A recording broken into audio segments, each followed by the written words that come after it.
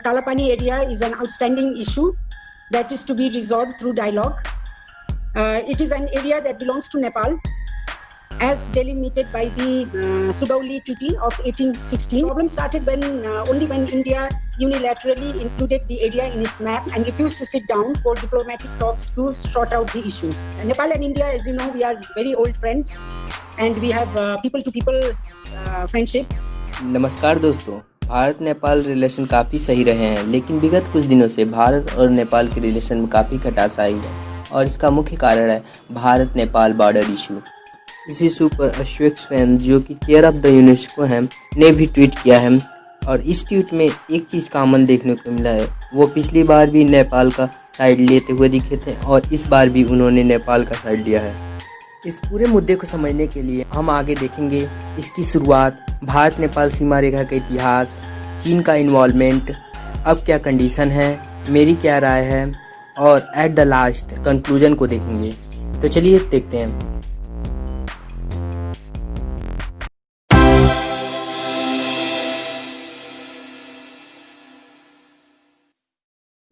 यह इशू दो इवेंट से शुरू होती है।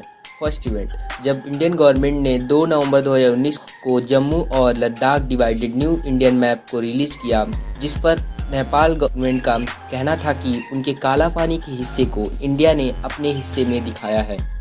सेकेंड इवेंट, 8 मई 2020, जब Indian defence minister Rajnath Singh ने एक न्यू रोड का इनॉग्रेशन किया। इस न्यू रोड का लोकेशन है लिपु लेक पास।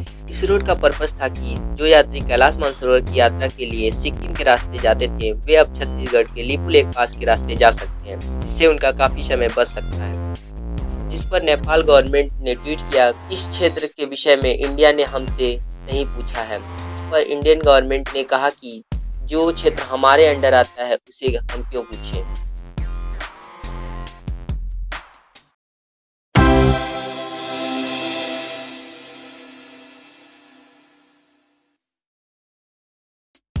इस कहानी को समझने के लिए हम इसे 2 पेज में बांट के समझेंगे। पेज नंबर 1, इस कहानी का प्रारंभ होता है 1800 ईस्वी में, जब नेपाल में मुनार्क तथा भारत में ब्रिटिश का शासन था। सन 1814 ईस्वी में ब्रिटिश सेना ने नेपाल की बढ़ती हुई सीमा को रोकने के लिए उस पर आक्रमण कर दिया और इसमें ब्रिटिश सेना को जीत हुई। इसी के साथ 1815 ईस्वी में संधि हुई, जिसे संघोली की संधि या फिर आंग्ल नेपाल संधि भी कहा जाता है। इसे 1816 में लागू किया गया और इस संधि के बाद नेपाल के बॉर्डर को निर्धारित करने के लिए 2 नदियों की सहायता ली गई। नेपाल का वेस्टर्न बॉर्डर होगी वो महाकाली रिवर के अकॉर्डिंग होगी और जो ईस्टर्न बॉर्डर होगी वो मेथी रिवर के अकॉर्डिंग होगी। आज भी दोस्तों यदि हम ईस्टर्न और वेस्टर्न बॉर्डर को देखेंगे तो इन्हीं 2 नदियों के अकॉर्डिंग निर्धारित की गई है। अगर हम गूगल मैप में देखते हैं, एक वाइट वाला जो है बॉर्डर को इंडिकेट करता है और जैसे जैसे हम इसके अकॉर्डिंग हम आगे बढ़ते हैं तो हम देखते हैं आगे जैसे जैसे बढ़ेंगे तो हम देखेंगे कि हाँ, ये अगर जूम इन कर लेते हैं तो यहाँ पे देखेंगे कि ये जो रिवर है वो दो में डिवाइड हो जाए। 2 रिवर में एक पतला सा है और एक मोटा सा हो जा रहा है। तो उस टाइम जो बॉर्डर निर्धारित किया गया था तो उस टाइम पहले तो अकॉर्डिंग वेस्टर्न के अकॉर्डिंग की गई थी, लेकिन कुछ समय बाद उसको आगे देखेंगे, उसके कुछ समय बाद उसको ईस्टर्न रिवर के अकॉर्डिंग बॉर्डर को निर्धारित कर दिया और यही आज बॉर्डर डिस्प्यूट का कारण बन गया है। पेज सेकेंड, ये बात यही नहीं खत्म होती। कुछ साल बाद ब्रिटिशर्स ने इस मैप को चेंज कर दिया और ईस्टर्न रिवर को एज ए बॉर्डर मानने लगे। अब उनका लगा कि एक काफी बड़ा हिस्सा नेपाल को मिल रहा है, जिसे हम चीन से एज ए ट्रेड करने के लिए उपयोग में ले सकते हैं और नेपाल के मोनार्क मान गए। इसके बाद इंडिया और नेपाल में शांति व मित्रता को बढ़ाने के लिए 1950 में एक ट्रीटी हुई, जिसे Indo Nepal treaty of peace and friendship कहा गया। 1950 से 90 सब सही चल रहा था, लेकिन 1990 में डेमोक्रेसी आने के बाद ही यह इंडिया और नेपाल बॉर्डर इशू शुरू हो गया और समय के साथ धीरे धीरे यह बढ़ता गया। सन 2015 में एक नया रूप ले लिया जब इंडिया व चाइना ने लिपु लेक पास को एज ए ट्रेड के रूप में प्रयोग करने लगे।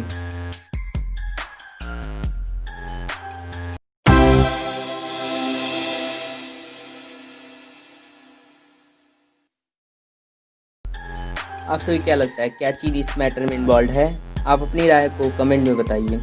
चीन इस मुद्दे में इन्वॉल्व है कि नहीं, इसे स्पष्ट करने के लिए हम कुछ प्रूफ को देखेंगे। प्रूफ नंबर 1, काठमांडू से carrying rail line. Proof number 2, चीन द्वारा नेपाल में स्थापित border power grid. Proof number 3, Tibet से होकर नेपाल जाने वाला हाईवे। इसके साथ ही 2018 में 14 विषयों पर हस्ताक्षर हुए। प्रूफ नंबर 1, काठमांडू से केरिंग रेल लाइन। नेपाल में कम्युनिस्ट पार्टी की 2/3 बहुमत से सत्ता में आने के साथ ही चीन व नेपाल के रिलेशन में काफ़ी सुधार हुआ और इसी के साथ काफ़ी विषयों पर समझौता हुआ। इसी में से एक था 2018 की काठमांडू और केरिंग रेल लाइन। केपी ओली की शी जिनपिंग व अन्य शीर्ष नेताओं के साथ यहाँ हुई बैठक के बाद यह समझौता हुआ है। यह रेल लाइन नेपाल के लिए काफ़ी ज़्यादा व्यापार, परिवहन, वस्तुओं के पहुँचाने का मार्ग प्रशस्त करेगा। यह रेल सेवा 2022 तक आरंभ करने का लक्ष्य है। इन दोनों देशों के बीच जल संसाधन परियोजनाओं, सीमेंट कारखानों और फल उत्पादन के लिए $2.4 बिलियन के 8 समझौतों पर हस्ताक्षर किया गया। प्रूफ नंबर 2, चीन द्वारा नेपाल में बॉर्डर पावर ग्रिड। चीन पहली बार नेपाल में बॉर्डर पावर ग्रिड लगाने जा रहा है, जो लाओसा, कंबोडिया, थाईलैंड, म्यांमार के रीजन पावर ग्रिड से नेपाल को जोड़ेगा। इसका फायदा नेपाल को यह होगा कि संकट के समय नेपाल इस ग्रिड से बिजली ले सकेगा और सरप्लस बिजली होने पर इस ग्रिड को बेचेगा। इसके लिए 159 किलोमीटर केरुग गिल्ची ट्रांसमिशन लगाई जाएगी। प्रूफ नंबर 3, तिब्बत से नेपाल हाईवे।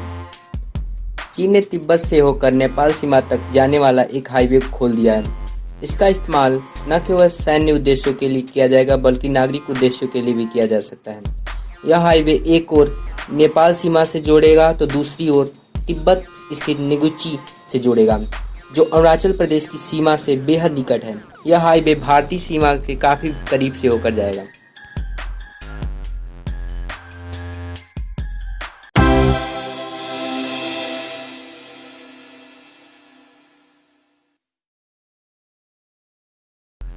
अभी तक दोनों कंट्री द्वारा कोई विशेष राय नहीं रखे गए हैं, लेकिन इसी बीच कई सारे न्यूज़ आए हैं। वह चाहे इंडियन आर्मी चीफ के द्वारा कहा गया नेपाल पर चीन का दबाव है, या चाहे वो नेपाल के पीएम के द्वारा कहा गया कि इंडिया से आने वाला कोरोना वायरस चीन व इटली से अधिक घातक है।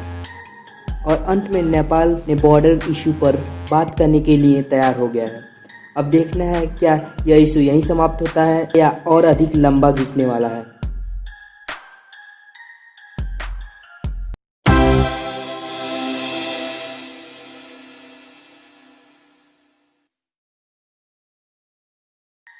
अभी तक आपने पूरा वीडियो देख लिया है। अब बताइए आपकी राय में कौन सही है, भारत या नेपाल? अपनी राय कमेंट में बताइए। अब मैं बताता हूँ, यदि जियोग्राफिकल दृष्टि से देखा जाए तो नेपाल सही है, लेकिन अगर हिस्टोरिकल दृष्टि से देखा जाए तो इंडिया सही है।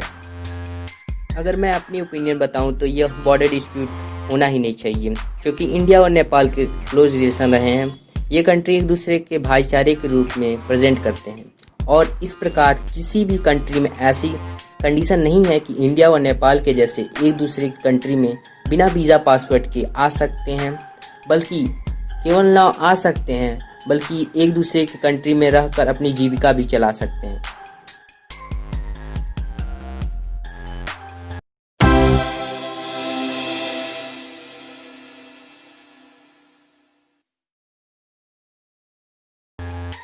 अंत में सिर्फ हम कह सकते हैं कि नेपाल और भारत के बीच शुरू हुए इस इशू को जल्द ही समाप्त हो जाए और जो पुराने रिलेशन थे वो एक बार फिर से दोनों देशों के बीच बन जाए, जिससे दोनों देशों के क्लोज रिलेशन बनते हुए दिखे।